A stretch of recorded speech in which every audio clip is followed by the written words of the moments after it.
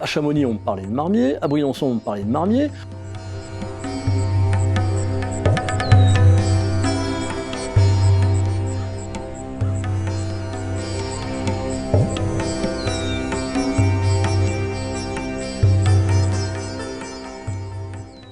C'est quelqu'un qui, quand je suis rentré à Saint-Cyr, me fascinait déjà, et fascinait toutes les troupes de montagne. Avec sa vie totalement romantique, il était parti avec la femme de son chef, il faisait le coup de poing dans les bars de Briançon où on lui interdisait l'accès, enfin une vie de bâton de chaise, alors ça très clairement, et en même temps le plus grand alpiniste de sa génération, le plus grand alpiniste militaire de sa génération, avec des exploits retentissants. Et cet homme qui me faisait, bon, qui nous impressionnait tous quand même, hein, parce que c'était une sacrée stature, une gueule quoi, j'ai découvert un type extraordinaire très réfléchi, alors qu'au départ on pouvait avoir l'impression d'un chien fou. Il lisait dans les yeux des gens et il se trompait rarement, c'était un érudit, un fin érudit. Ce livre, je pense que c'est l'histoire d'une fascination.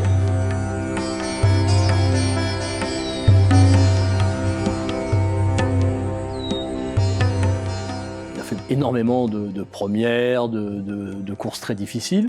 Il a fait la face nord de la Meije avec une météo qu'on ne connaissait pas à l'avance, hein. Donc on avait 48 heures. Lui, il est resté 8 jours. 8 jours en moyenne à moins 30 a priori. Il est sorti, il faisait moins 40. Lui, il a eu son créneau, c'était les grandes hivernales, où selon lui, l'homme se trouvait face à lui-même. Son compagnon de cordée, qui n'avait pas sa rusticité peut-être, ou en tout cas son entraînement, où il n'était pas hors norme comme lui, a eu les extrémités gelées. Il y a eu des exploits retentissants quand il était le patron du groupe militaire de haute montagne. Et des expéditions terriblement difficiles, dans des conditions mais apocalyptiques de neige, ils sont sortis de leur voie, ils sont redescendus parce qu'ils étaient pris dans une tempête effarante et effrayante. Ils sont restés 4 jours dans des conditions de survie totale, et on voyait Marmier et puis un ou deux de ses adjoints hyper rustiques qui résistaient très bien, alors que d'autres pétaient les plombs, quoi, très clairement.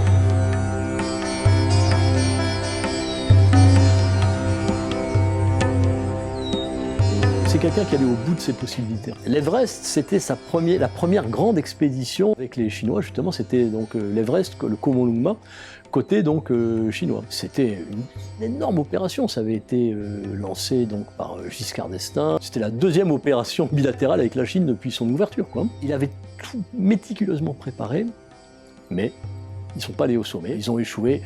Voilà, mais il est revenu avec tout le monde. Et en soi, c'était un peu une victoire.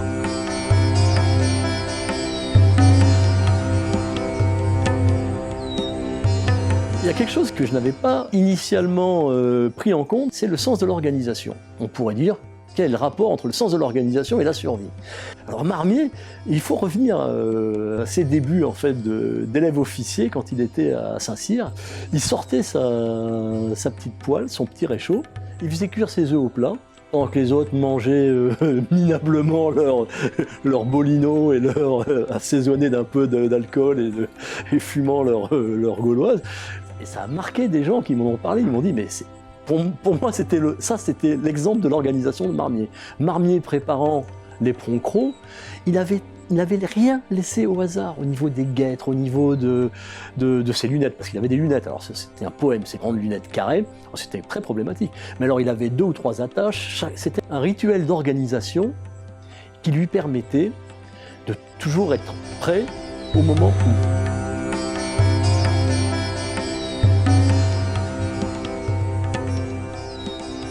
C'était un logisticien, Marmier.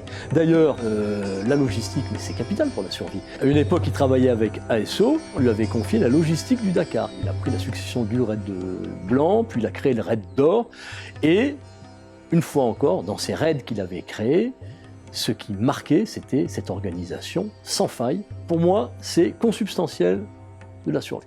Une fois qu'on avait tout calé, tout bordé, de toutes parts, et ben là on avait l'esprit libre pour réagir de la bonne façon. Et ce sont vraiment les qualités qu'on peut reconnaître à Jean-Claude Marmier, côté proactif du grand organisateur et côté réactif de celui qui va prendre la bonne décision à l'instant T.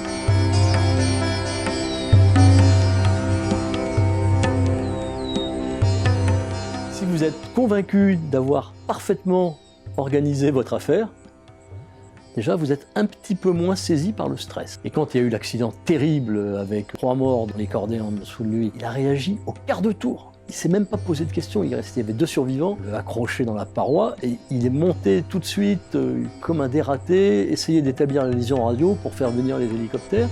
Il avait une conscience libre. Autant la peur, je pense que comme toute personne, il a eu des séquences de peur, mais le stress, il le gérait extraordinairement bien.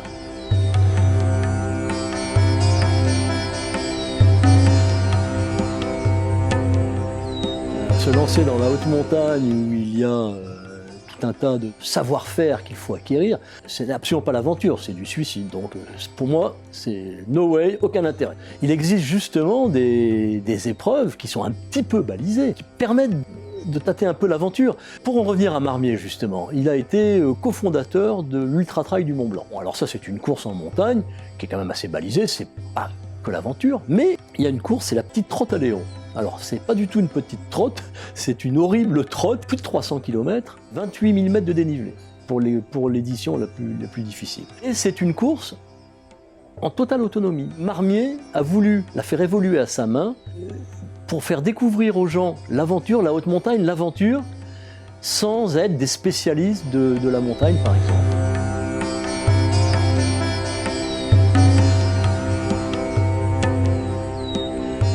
Et cet engouement, je pense que c'est pour combler un vide d'une vie qui est peut-être pas forcément tout le temps exaltante. Il se tourne vers tous ces sports, vers toutes ces aventures. Marmier voulait partager les valeurs qui lui tenaient à cœur et d'initier les apprentis montagnards aux joies et aux souffrances de la haute montagne.